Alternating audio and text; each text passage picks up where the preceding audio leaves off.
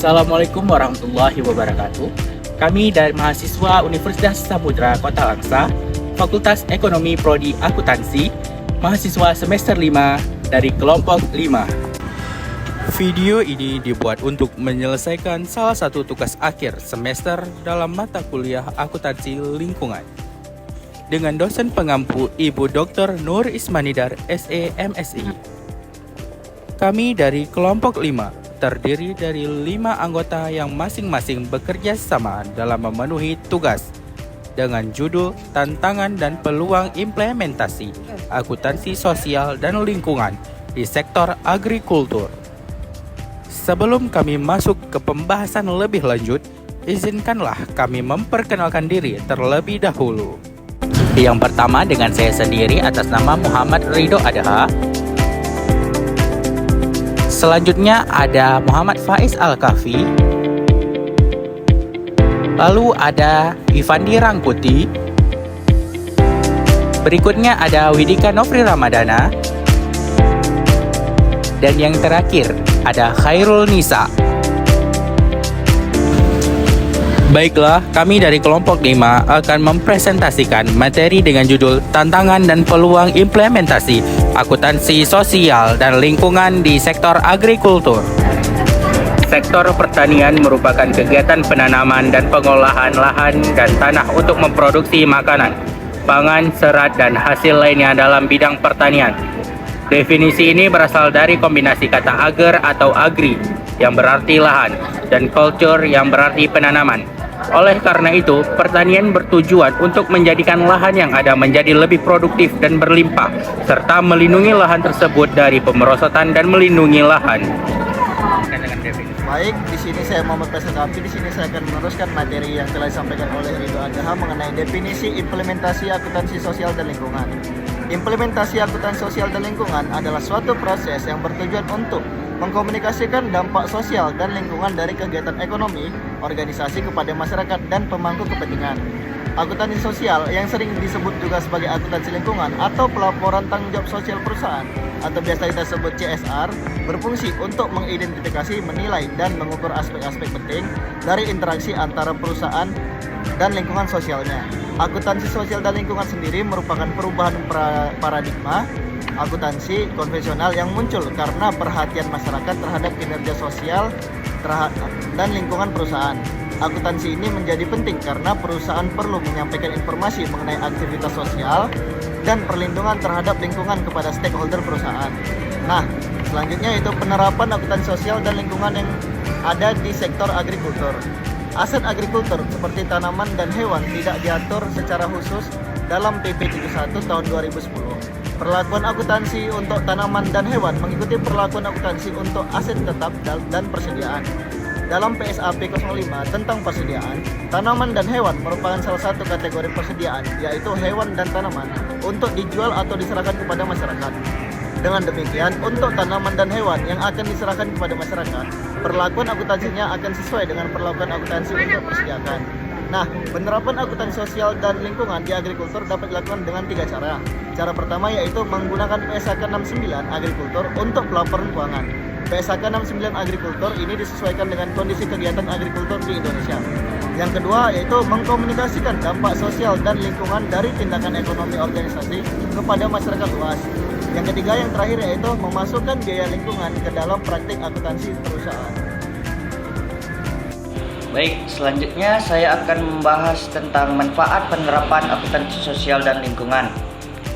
Nah, penerapan akuntansi sosial dan lingkungan di sektor pertanian membawa sejumlah manfaat yang signifikan bagi perusahaan, petani, maupun lingkungan.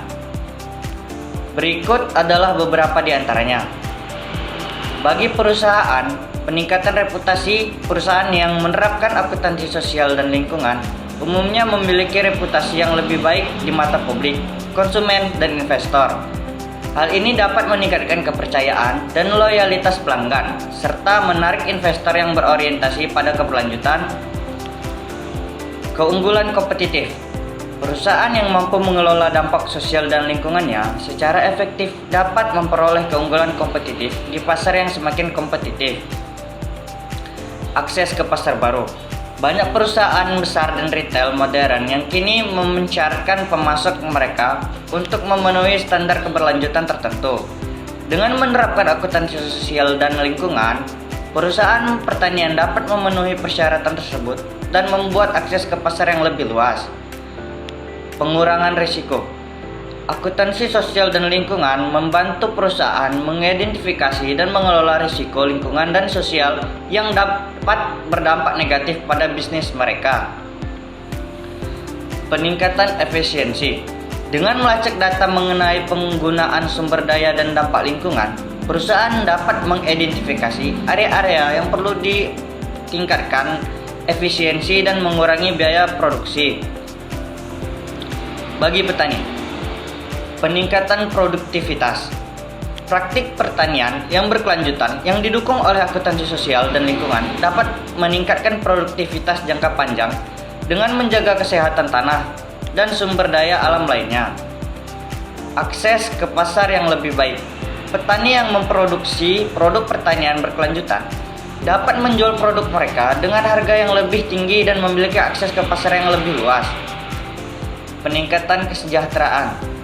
Penerapan praktik pertanian yang berkelanjutan dapat meningkatkan kesejahteraan petani dan keluarganya melalui peningkatan pendapatan, kesehatan, dan kualitas hidup. Pengembangan kapasitas.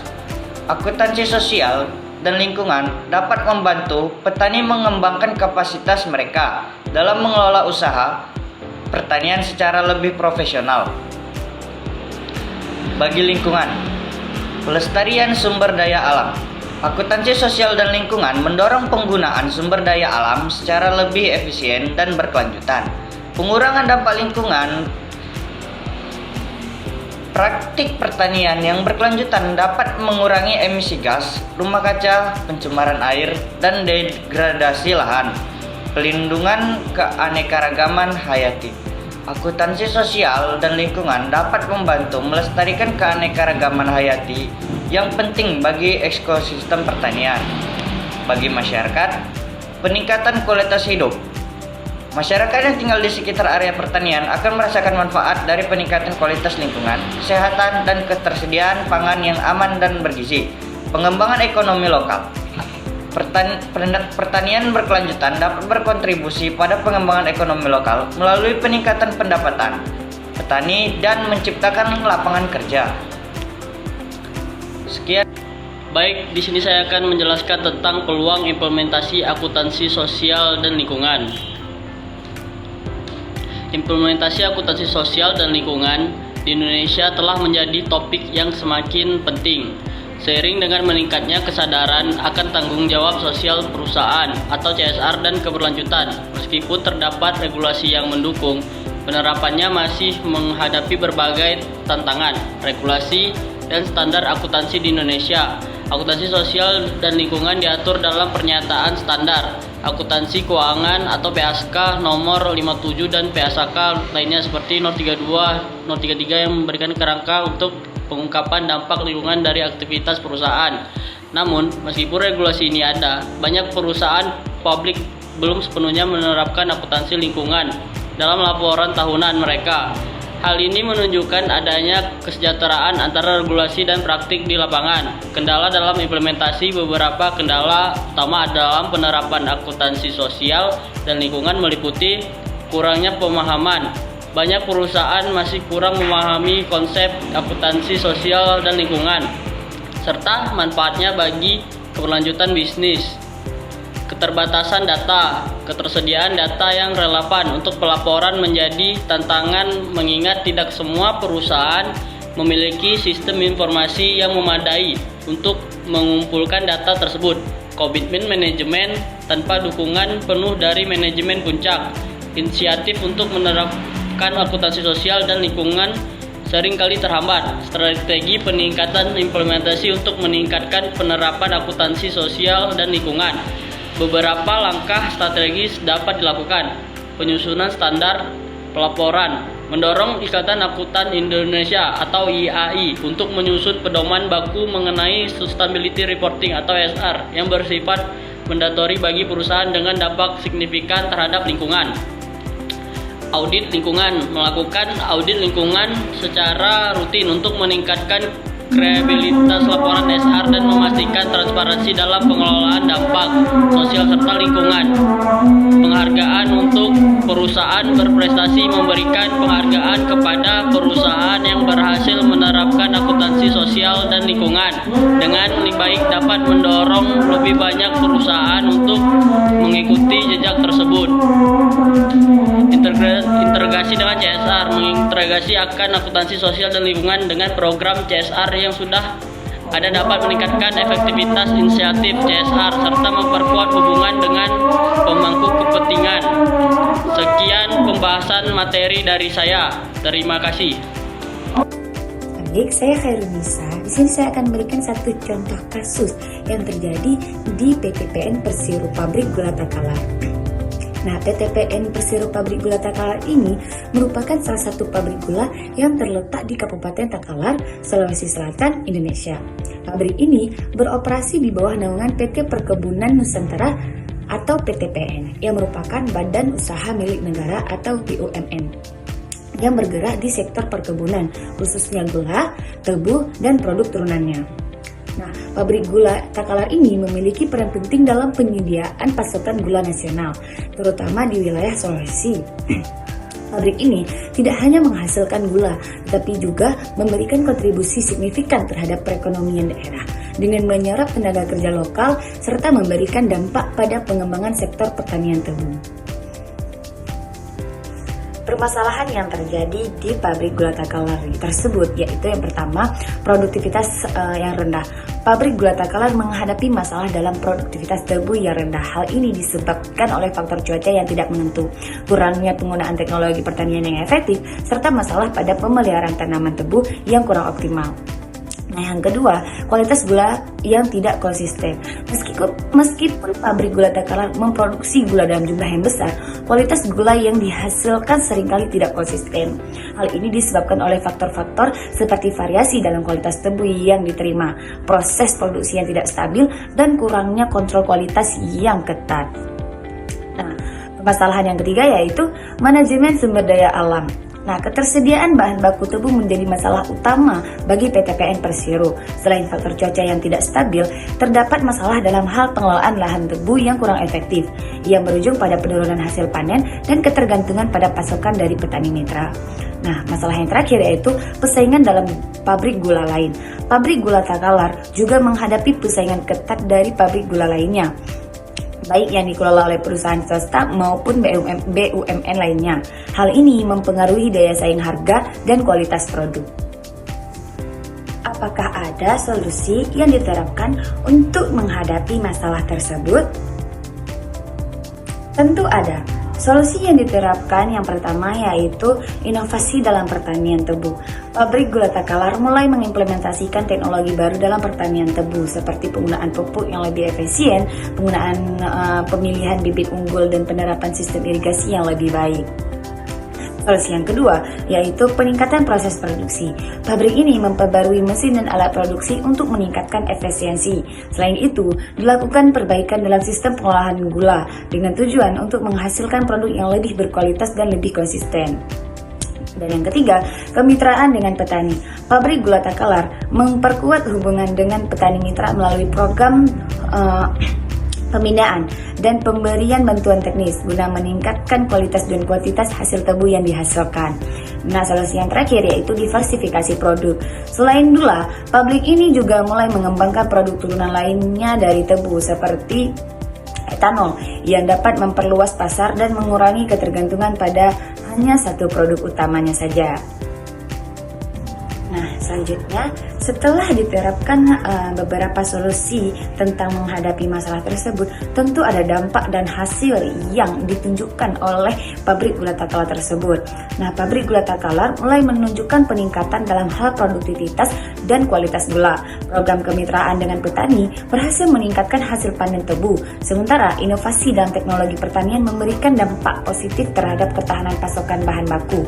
Selain itu, diversifikasi produk membuat membuka peluang baru bagi pabrik untuk memperluas pasar. Namun, tantangan dalam hal pengelolaan sumber daya alam dan persaingan di pasar gula masih tetap menjadi perhatian utama bagi perusahaan ini.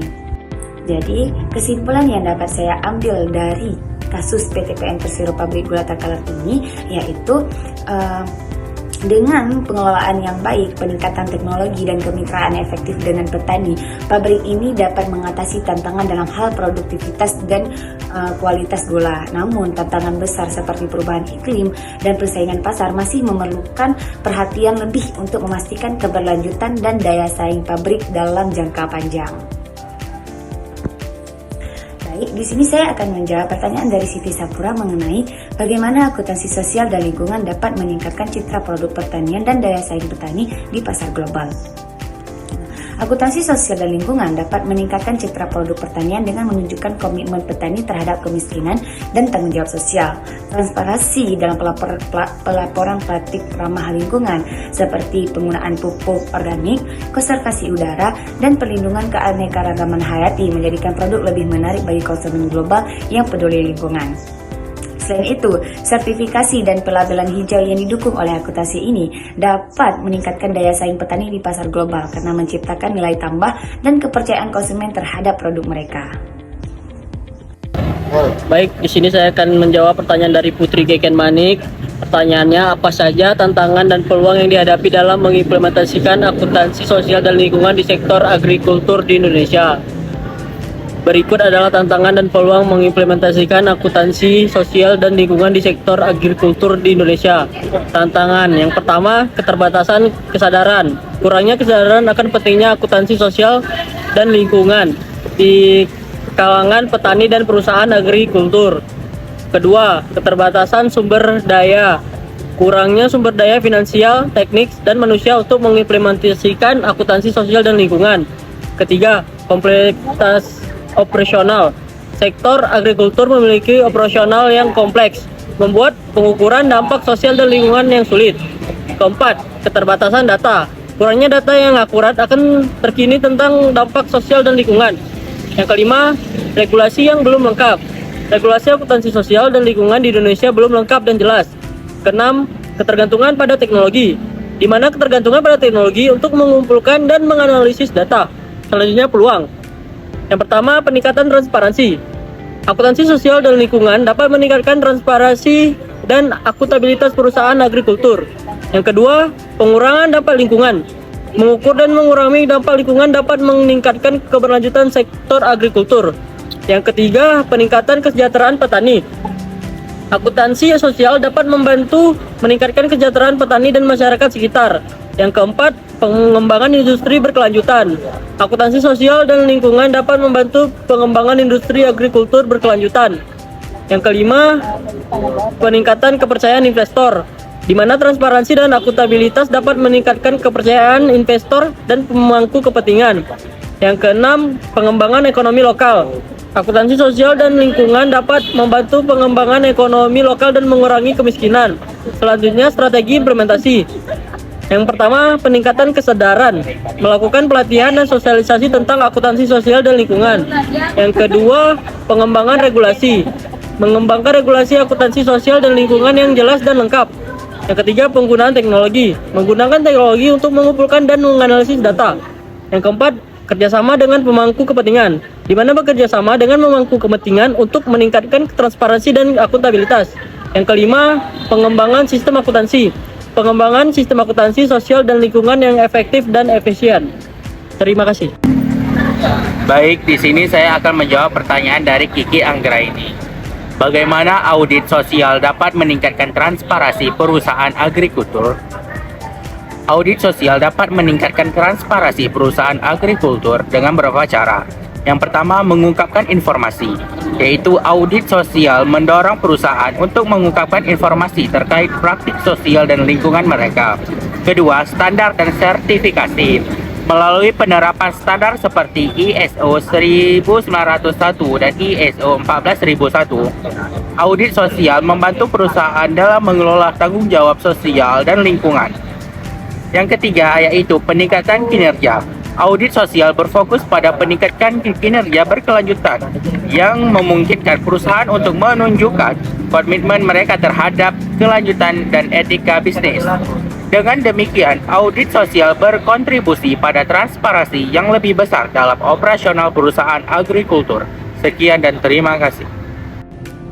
Baik, di sini saya akan menjawab pertanyaan dari Roen. Bagaimana PT Telkomsel menerapkan teori akuntansi positif dalam praktik akuntansinya? Nah, PT Telkomsel menerapkan teori akuntansi positifnya melalui pengakuan pendapatan dan biaya. Yang kedua, pengakuan aset dan liabilitas berdasarkan historical cost. Yang ketiga, pengungkapan informasi keuangan yang relevan melalui penerapan manajemen laba, penggunaan metode akuntansi FIFO, penggunaan teknologi akuntansi, laporan keuangan yang transparan, dan yang memiliki manfaat untuk peningkatan transparansi dan akuntabilitas, pengambilan keputusan strategis, peningkatan kinerja keuangan dan operasional. Baik, di sini saya akan menjawab pertanyaan dari Salsabila, yaitu bagaimana CSR dapat membantu perusahaan agrikultur membangun hubungan yang baik dengan masyarakat lokal. Nah, Corporate Social Responsibility atau biasa kita sebut CSR dapat membantu perusahaan agrikultur membangun hubungan yang baik dengan masyarakat lokal melalui beberapa cara. Yang pertama yaitu meningkatkan kesejahteraan ekonomi lokal. Yang kedua ada pengembangan infrastruktur dan fasilitas umum. Yang ketiga ada pelestarian lingkungan. Yang keempat ada pemberdayaan sosial dan pendidikan. Yang kelima ada kesehatan dan kesejahteraan masyarakat. Dan yang terakhir ada dialog dan keterlibatan komunitas. Nah, melalui langkah-langkah ini, perusahaan agrikultur dapat membangun citra positif, meningkatkan kepercayaan, dan menciptakan hubungan yang saling menguntungkan dengan masyarakat lokal. Terima kasih. Sekian presentasi dari kami. Jika ada kesalahan kami mohon maaf. Kami ucapkan terima kasih dan sampai jumpa.